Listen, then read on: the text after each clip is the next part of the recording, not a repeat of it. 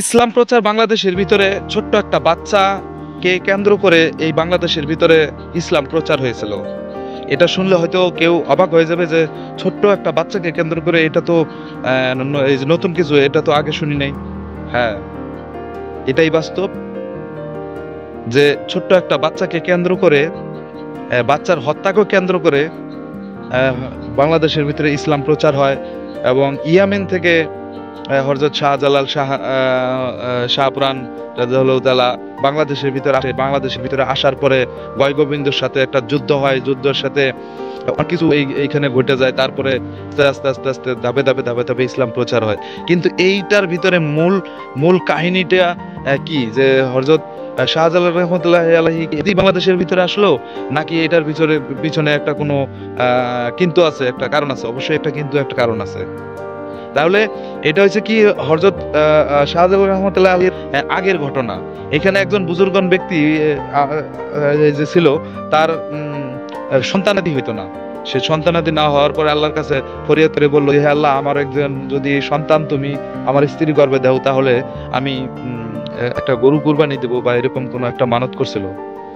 তা তখন সে মানতটা আল্লাহ পাকে কবুল করে নিয়েছিল। কবুল করে নেওয়ার পরে সেখানে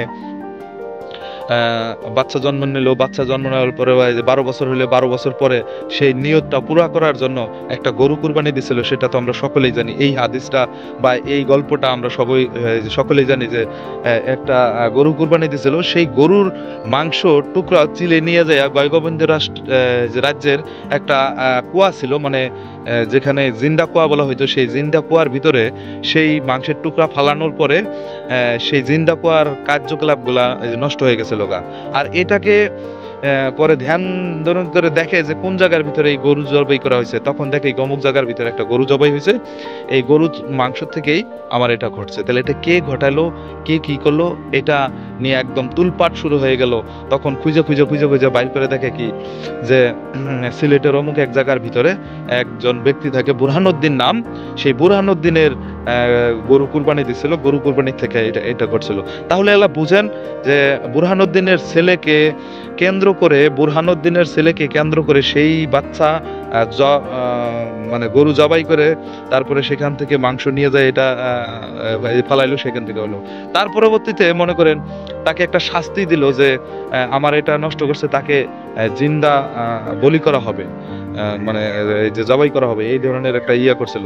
তা সেখান থেকে ধরেন ওই বাচ্চাকে নিয়ে প্রকাশ্য সবাই গেল। ওইটাকে কেন্দ্র করে যখন জানতে পারলো শাহজালাল রহমতুল্লাহ আলাইহি, এরা ভালো ভালো বুজুর্গন ব্যক্তি যখন জানতে পারলো, তখন ওইখান থেকে বাংলাদেশে আসলো। আসার পরে তাদের একটা প্রতিরক্ষা তৈরি করলো যে এই ধরনের কার্যকলাপ হইতে পারে না, বা এরকম কিছু হইতে পারে না। তাহলে মূল কেন্দ্রবিন্দুটা কে, যে ইসলাম প্রচারের মূল কেন্দ্রবিন্দুটা কে? কেন্দ্রবিন্দুটা যদি আমরা একটু ধরে নিতে পারি, তাহলে ধরে নিতে পারি যে সেই বুরহানুদ্দিনের ছেলে এবং বুরহানুদ্দিন কে কেন্দ্র করে বাংলাদেশের ভিতরে ইসলাম প্রচার হয়।